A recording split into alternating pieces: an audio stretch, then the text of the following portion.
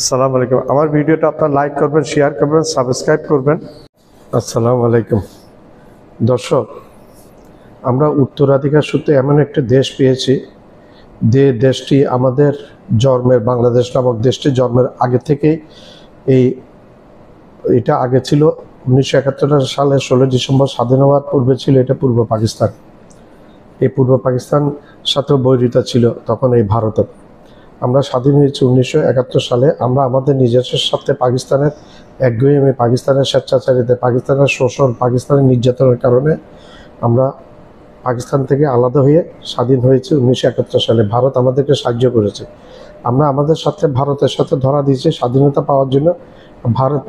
ভারতের চিরস্বপ্ন পাকিস্তানকে ভেঙে দুই টুকরা করে দেওয়া, সেই স্বপ্ন পূরণের জন্য 1971 সালে ইন্দিরা গান্ধী আমাদেরকে সাহায্য করেছিল এবং কামিয়াব হয়েছিল, সফল হয়েছিল।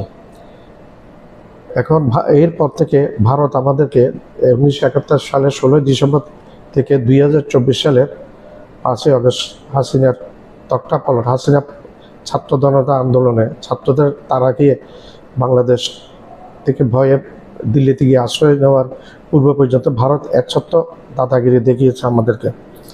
আমাদের এখান দিয়ে মাল আসবে, আমাদের পোর্ট দিয়ে ভারত মাল নিয়ে যাবে রেলপথে, কিন্তু তার কোনো চেক করা যাবে না। কি ধরনের একটা বৈরিতা!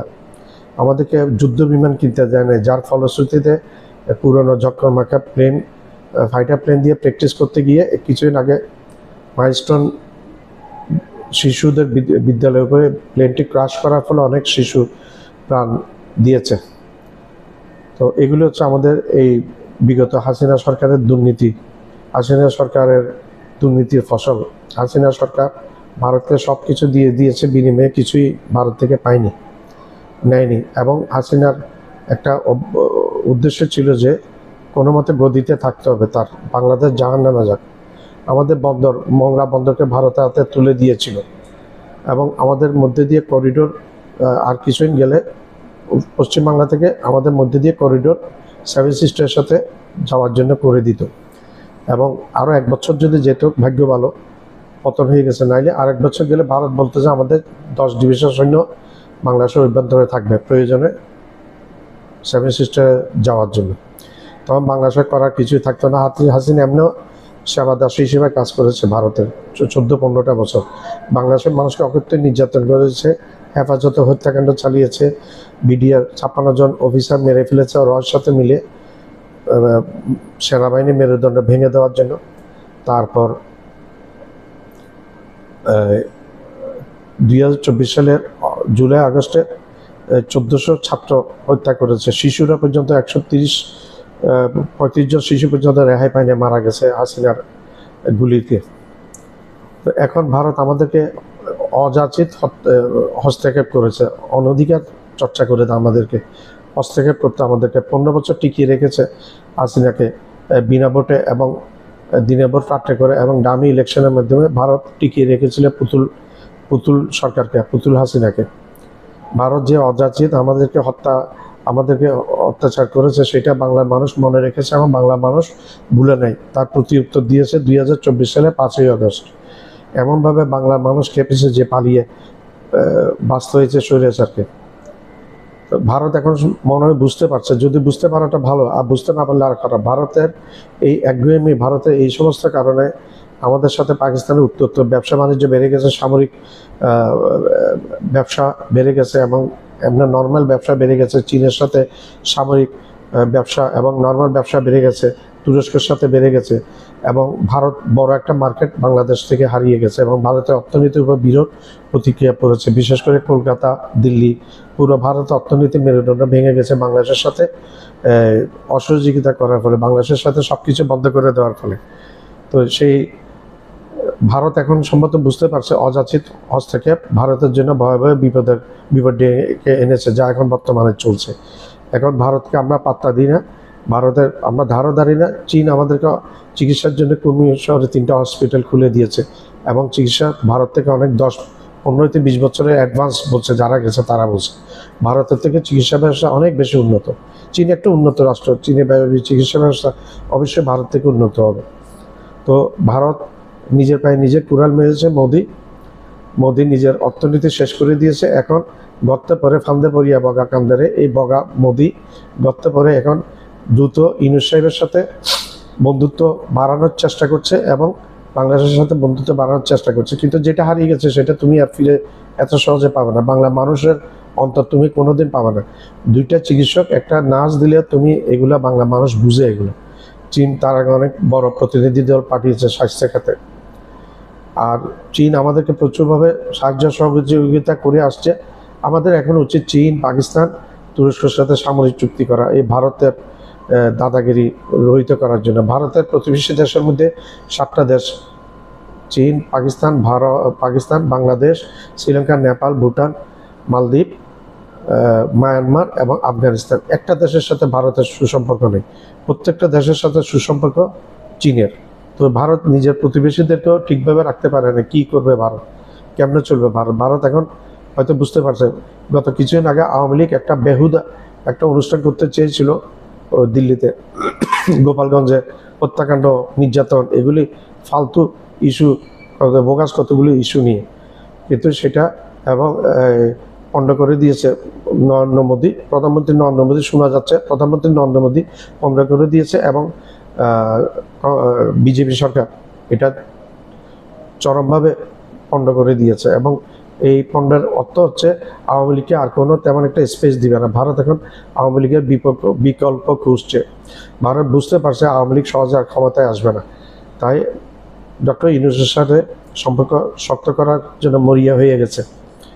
যাক, আমরা তো কোনোদিন ভারতের সাথে সম্পর্ক খারাপ চাইনি, খারাপ ভারত নিজেই করেছে, আমরা করিনি। ভারতের সাথে আমরা সম্পর্ক সবসময় ভালো চাইতাম, কিন্তু ভারত একটা হিংসুক টাইপের দেশ, একটা নিষ্ঠুর দেশ, পরশ্রী কাতর, আশেপাশে কোনো প্রতিবেশীকে সে উঠতে দেয় না, এইরকম একটা দেশ। তো তার সাথে কীভাবে প্রত্যেকটা, শুধু বাংলাদেশের দোষ দিয়ে তো লাভ নেই, প্রত্যেকটা নেবার 7, 8, 9টা কান্ট্রি সবগুলো ভারতের বিরোধিতা করছে, ভারতের সাথে সম্পর্ক। 2023 সালে দিল্লির কোনো এক কনফারেন্স হলে বসেছিল ভারত আমেরিকা কূটনৈতিক বৈঠক। আলোচ্য বিষয় ছিল দক্ষিণ এশিয়ার গণতন্ত্র, বিশেষ করে বাংলাদেশের আসন্ন নির্বাচন। ওয়াশিংটনের পক্ষ থেকে দাবি ছিল অবাধ ও নিরপেক্ষ ভোট নিশ্চিত করার, কিন্তু ভারত সাফ জানিয়ে দেয় বাংলাদেশ তাদের প্রভাব ক্ষেত্র এবং এখানে বাইরের হস্তক্ষেপ কাম্য নয়। ফলে যুক্তরাষ্ট্র কিছুটা পিছু হটে। মুখপাত্রের কয়েকটি বিবৃতি ছাড়া তেমন কোনো জোরালো অবস্থান নেয়নি ওয়াশিংটন।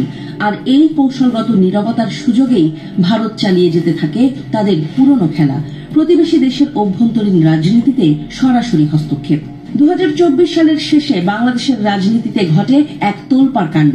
টানা 1.5 দশকেরও বেশি সময় ধরে ক্ষমতায় থাকা ফ্যাসিস্ট শেখ হাসিনা হঠাৎ তুমুল জনরোষে পদচ্যুত হন। উত্তাল হয় রাজপথ, সোচ্চার হয় জনতা। আর ঠিক এই সময়ে বিপাকে পড়ে যায় দিল্লি। দীর্ঘদিন ধরে শুধুমাত্র আওয়ামী লীগকে ঘিরে তৈরি করা ভারতীয় কূটনৈতিক কাঠামো ধসে পড়ে মুহূর্তে। ভারতীয় নীতি নির্ধারকেরা এখন প্রকাশ্যে স্বীকার করছেন বাংলাদেশের নির্বাচনে অতিরিক্ত হস্তক্ষেপ করে তারা বড় ভুল করেছে। শুধু সরকার হারানো নয়, তারা হারিয়েছে জনসমর্থনও। আজ বাংলাদেশের রাজনীতিতে এমন কোনো দল নেই যারা প্রকাশ্যে ভারতের পক্ষে কথা বলে। এমনকি ভারতের দীর্ঘদিনের বিশ্বস্ত বন্ধু আওয়ামী লীগ নেতারাও এখন নীরব, বিচ্ছিন্ন এবং হতাশ। শেখ হাসিনা এখনো আছেন, তবে ছায়া হয়ে। দিল্লির পক্ষ থেকে তাকে সোশ্যাল মিডিয়ায় কিছু বলার অনুমতি দেয়া হচ্ছে, তবে সরাসরি যোগাযোগ নয়। আওয়ামী লীগের জ্যেষ্ঠ নেতারা তার সঙ্গে দেখা করার চেষ্টা চালিয়ে যাচ্ছেন, কিন্তু সাড়া মিলছে না। সাবেক পররাষ্ট্রমন্ত্রী ডক্টর হাসান মাহমুদ লন্ডন থেকে দিল্লি এসে 3 সপ্তাহ অপেক্ষা করেও হাসিনার সঙ্গে সাক্ষাৎ করতে পারেননি। ওবায়দুল কাদের চেষ্টা করতে করতে ক্লান্ত। এক সময়ের প্রভাবশালী নেতা জাহাঙ্গীর কবির নানকের সঙ্গে একবার যোগাযোগ হলেও সেটি এগোয়নি। ভারতের গোয়েন্দা মহল ও কূটনৈতিক বৃত্তে এখন আতঙ্ক ছড়িয়ে পড়েছে, কারণ রাজনৈতিকভাবে বাংলাদেশে এখনকার মেরুকরণে ভারতের জায়গা কোথায় তা নিয়ে কোনো স্পষ্টতা নেই। দিল্লির এক প্রভাবশালী নীতি নির্ধারক নাম প্রকাশ না করার শর্তে স্বীকার করেছেন তারা আওয়ামী লীগ ছাড়া কাউকে নিয়ে চিন্তাই করেননি। এক ঝুড়িতে সব আম রেখেছিলেন, এখন তার সবই পচেছে। এখন ভারত কৌশল বদলাচ্ছে, শেখ হাসিনা নয়, এখন তারা চাইছে বাংলাদেশকে। তাই বিকল্প রাজনৈতিক শক্তির সঙ্গে গোপন যোগাযোগ শুরু হয়েছে। বৈঠক হচ্ছে থাইল্যান্ড, দুবাই, এমনকি সিঙ্গাপুরেও। দিল্লির বার্তা স্পষ্ট, আমরা এখন নতুন মিত্র খুঁজছি। বিশ্লেষকরা বলছেন নাটকীয় কোনো রাজনৈতিক পরিবর্তন হতে পারে যে কোনো সময়। বিশেষ করে ভারতের নতুন কৌশল যদি মাঠে বাস্তবায়িত হয়, তাহলে বর্তমান রাজনীতিতে আরো বড় রদবদল আসতে পারে। বাংলাদেশ এখন এক ক্রান্তিকাল অতিক্রম করছে। ক্ষমতার শূন্যতা, নেতৃত্বের সংকট এবং বৈদেশিক হস্তক্ষেপ মিলে এক জটিল রাজনৈতিক আবহ তৈরি হয়েছে। বিশ্লেষকদের মতে সামনের মাসগুলো হবে অনিশ্চয়তা ও উত্তেজনায় ভরা। ভারতের চাওয়া মেলে কিনা তা সময়ই বলবে। তবে এটা নিশ্চিত, এবার আর বাংলাদেশ দিল্লির কথায় চলবে না। এটাই হয়তো ইতিহাসের শিক্ষা। অতিরিক্ত নিয়ন্ত্রণের চেষ্টা শেষ পর্যন্ত নিয়ন্ত্রণ হারানোর কারণ হয়ে দাঁড়ায়।